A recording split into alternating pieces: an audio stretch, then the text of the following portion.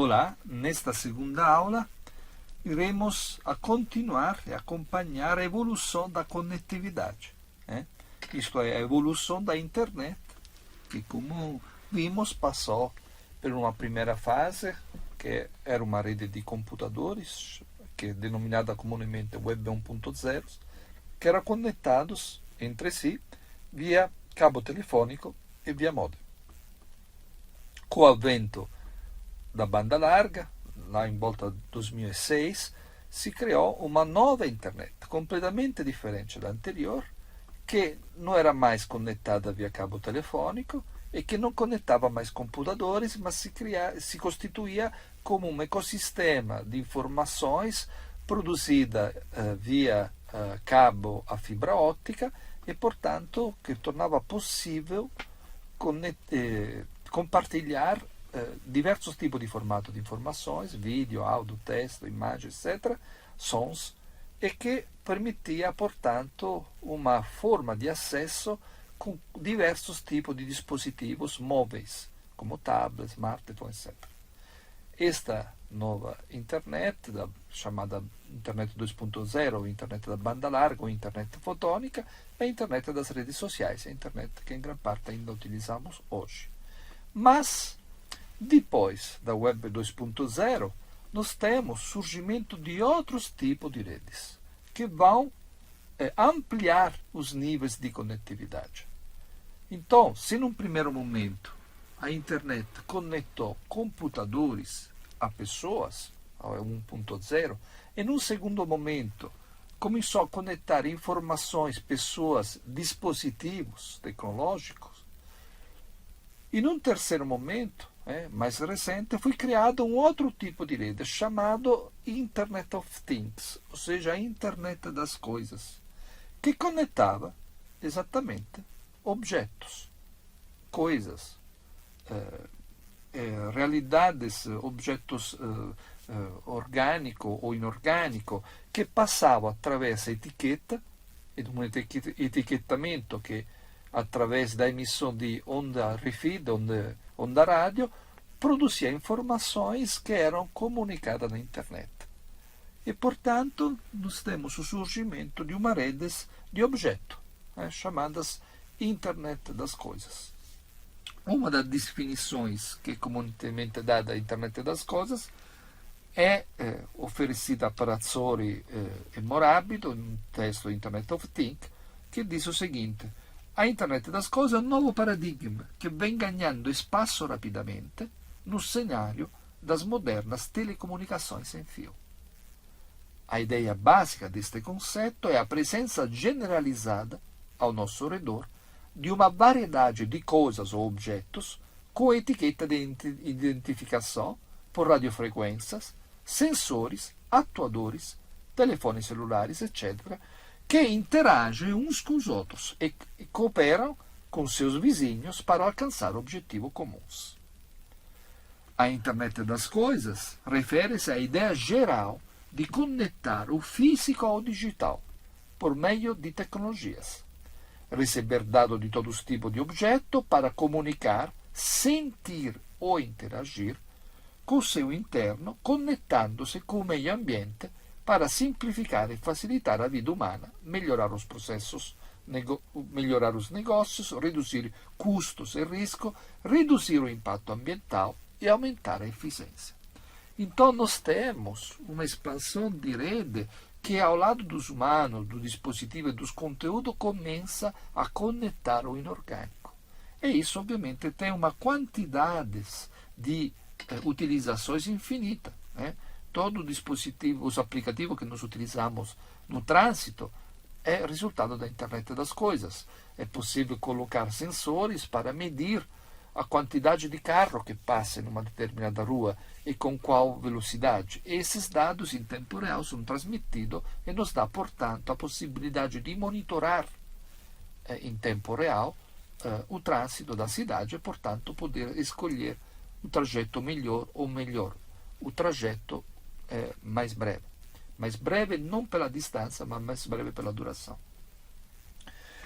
Então, a utilização da Internet das Coisas cria uma nova forma de possibilidade de conexão que já começa a superar a dimensão humana e alcançar uma dimensão do inorgânico. Com o advento da internet das coisas, isto é, com o advento de um novo tipo de conectividade que permite aos objetos também de emitir informações, isso gera um incremento exponencial na quantidade de dados produzida dentro da internet. Se antes era apenas pessoas, computadores e dispositivos sempre ligados à interação humana a produzir informação na internet, agora nós temos advento de objetos, de mercadorias, de árvores e de qualquer tipo de entidades, seja orgânica que inorgânica, que passa a poder produzir conteúdo exatamente através de etiquetas que lhe permite esta possibilidade de processar e produzir dados. O resultado é o surgimento de um outro tipo de internet, denominada a internet dos data, e de outro tipo de grandeza, denominada Big Data, que rappresenta uma transformação qualitativa não somente na internet, mas na própria ideia de dados. Os data são um outro tipo de dados e que estão à base hoje da inteligência artificial e, portanto, é muito importante analisar. A quantidade de dados subida hoje compartilhada na internet é incontável. Não existe matemática para poder contar esses números de dados. E, portanto, estas grandezas tornaram necessária a formulação de um novo tipo e de uma nova ideia de dados que assume o nome de data. E, portanto, claramente se diferenciando da ideia de dados estatísticos, por exemplo. Os dados estatísticos são produzidos por humanos através de técnica de levantamento de dados. Os datas, como veremos, se produzem a si próprio, através de processamento e forma automatizada que, através de sensores, internet das coisas, continuamente não somente produz dados, o transmite à internet, mas hoje, com a inteligência artificial, torna possível o acoplamento automatizado, o processamento automatizado destes dados que passam a produzir outros novos data. A palavra data vem do latim datus ou dato, que significa doado. E esta dimensão dos Big Data, de fato, nós a recebemos como uma forma de produção de conteúdo que possui tecnicamente uma qualidade autônoma em parte e, portanto, nos apresenta como uma doação, como algo a qual nós temos acesso através de software e algoritmo e que nos permite de ter um acesso a um conteúdo que não é produzido por humanos. E, nesse sentido, o termo data, na sua etimologia e no seu significado de doação, faz bastante sentido. Para ter um exemplo da utilização dos Big Data, cujas aplicações, como eu disse, estão no baseamento da inteligência artificial e, portanto, perpassa todas as áreas da economia, a medicina, a ciência. Hoje toda a forma de conhecimento científico trabalha com Big Data, isto é, com forma de processamento automatizado de data. Um exemplo claro da importância da aplicação dos Big Data são a forma de controle computerizada da viagem dos aviões. O motor de uma aeronave, durante seu funcionamento normal, pode gerar uma quantidade de dados de cerca de 10 terabytes a cada 30 minutos de voo. Da meteorologia, social network, a quantidade de dados disponível em circulação hoje nas redes tem assumido proporções incalculáveis. Esta planilha mostra as dimensões, as palavras que foram utilizadas para pensar os Big Data, que vão da o kilobyte até o yottabyte. Isto é, quantidades infinitas de dados que não podem ser contabilizados pelos humanos, mas que assumem uma dimensão que não somente é grande, ma che è também emergente, isto é, em contínua transformação, porque uma das características dos Big Data é exatamente a sua potencialidade em produzir continuamente novos dados. Portanto, não se trata de dados estatísticos, isto é, fotografado e parado, mas se trata de data vivos, isto é, de entidades de quantidade que continuamente são resultado de efeitos e de alterações emergentes e contínuas.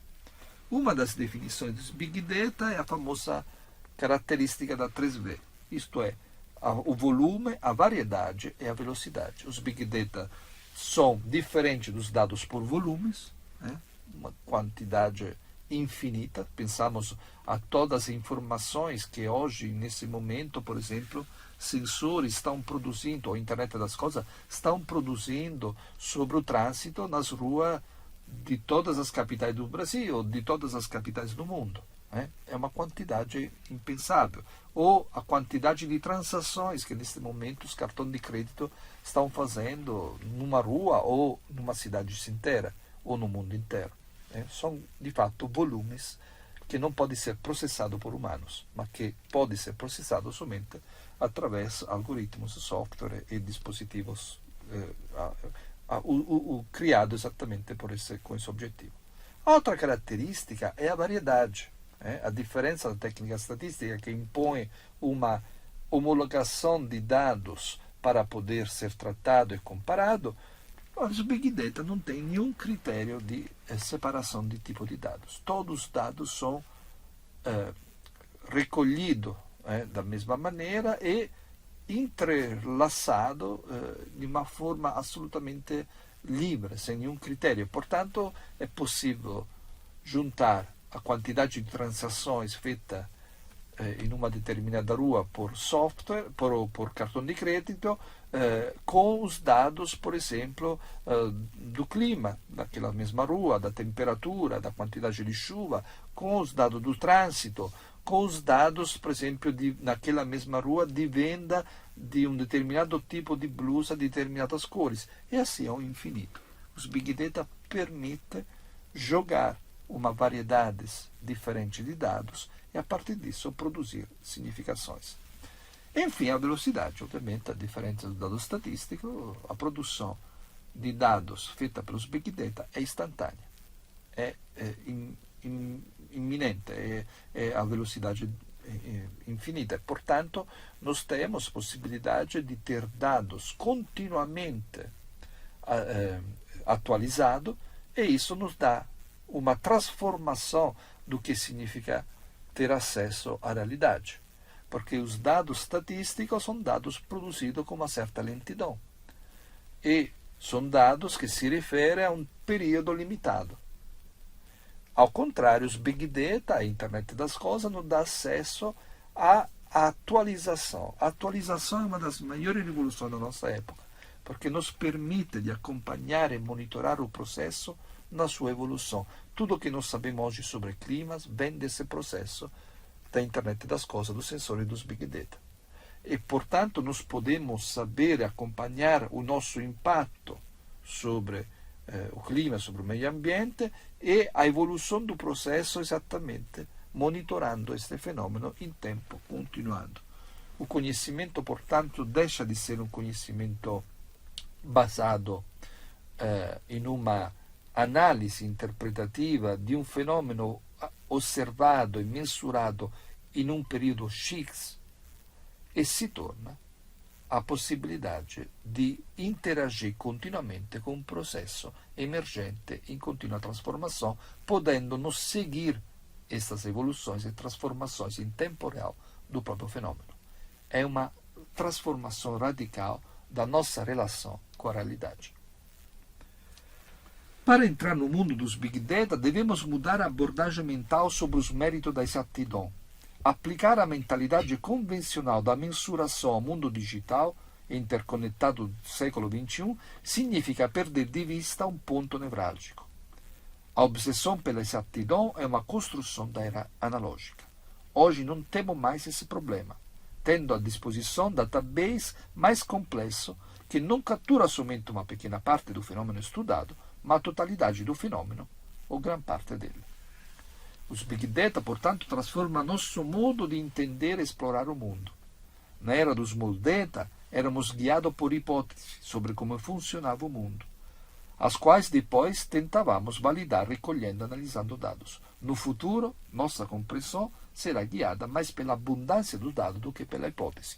Isto é, estamos perante uma transformação também do que significa conhecimento. E ChatGPT e todos os databases que hoje produzem de forma automatizada informações e linguagem que imita a linguagem humana nos demonstra exatamente esta realidade, né? Ou também vários tipos de assistentes que produzem imagens ou sons. Isto é, nós estamos perante a uma quantidade que se torna qualidade.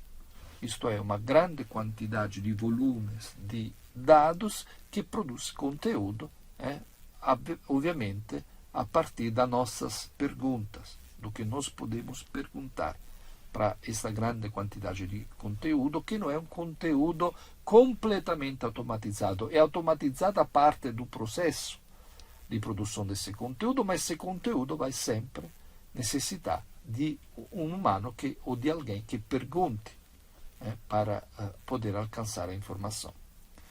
Esta produção de uma grande quantidade de dados produziu também um projeto elaborado por Pierre Levy, que é chamado de Internet Semântica, que é a criação de um novo tipo de linguagem que o professor Pierre Levy define IEML, Information Economy Metalanguage, que é a tentativa de organizar esse conteúdo através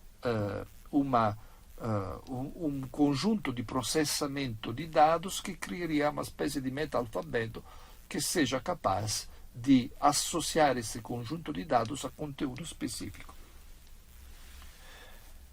Esse processo ainda é em andamento ed é um dos tantos processos, como os processos também da Large Language Models, de criar produção de conteúdo organizado de dados, de data. Enfim, nós temos a consciência que a internet das redes sociais, a internet que conecta os humanos a informações, que é a Web 2.0, a internet das coisas, a internet dos datas, não são redes separadas, mas pela própria lógica de redes, são conectadas entre si e constituem aquela que é chamada de Internet of Everything, isto é, a internet de todas as coisas, que associa conteúdo de todos os tipos e exprime uma rede, uma forma de conectividade maior e hoje assume uma dimensão ecossistêmica das formas de redes da Web 1.0, da Web 2.0, da própria Internet das coisas. Isso é, the Internet of Everything, que é a rede de redes. É uma rede que junta diversas redes, que hoje é a Web, a Internet que nós habitamos. Portanto, a história da evolução da Internet, nós podemos que se realizou recentemente, nós podemos entendê-la primeiro como um progressivo processo de expansão de redes. Em um primeiro momento temos uma rede que conecta apenas computadores, depois uma rede que conecta pessoas, dados e dispositivos, depois uma rede que conecta as coisas, depois uma rede que conecta os dados. E isto, portanto, é claro que o processo de evolução da internet é um processo de expansão de rede. Uma segunda característica é a implementação e a expansão de forma de conectividade. Não somente conexão de redes, mas também a possibilidade de coisas, pessoas, biodiversidade e território se conectarem. E portanto, não se constituir mais como entidade separada, mas sendo parte de um mesmo ecossistema. Também a evolução da internet pode ser compreendida como um processo geral de datificação, ou datification, ou seja, de transformação de tudo em data. Esse é um processo bastante recente, que tem a ver com a internet, com os big data, mas sobretudo com a inteligência artificial e com as formas de produção de grande quantidade de dados em maneira automatizada. E por fim, nós podemos entendendo esta história evolutiva da internet como um processo de transfiguração do mundo, e não apenas, como vimos na história da comunicação, do humano. Obviamente, nós estamos hoje produzindo, nós sendo alterado e transformado pelos conjuntos de interações tecnológicas, mas o próprio planeta, o próprio nosso mundo está sendo alterado pelo processo di datificazione, di trasformazione interna. Nós temos hoje acesso a um tipo de mundo completamente diferente do mundo da tipografia. Mas não só o acesso e, portanto, a percepção do humano sobre o mundo está sendo transformadas pelos data. Os data podem produzir hoje formas híbridas de realidades e, portanto, produzir e criar um outro mundo, um outro planeta. E isto pode ser, ovviamente, o grande desafio da nossa época.